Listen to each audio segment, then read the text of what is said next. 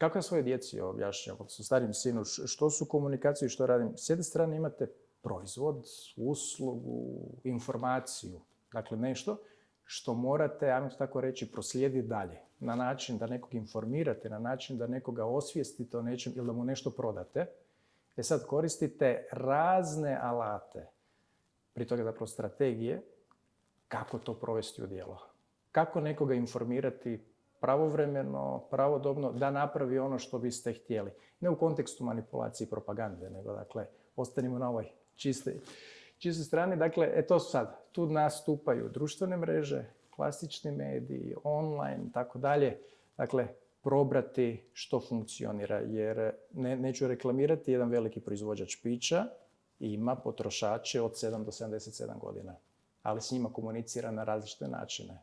Jedne nalazi na društvenim mrežama, druge nalazi putem nekih drugih medija, pa čak i poruke može malo izmijeniti i prilagoditi. To je komunikacija. Dakle, kako tu poruku poslati dalje, a da ona urodi plodom koje ste htjeli.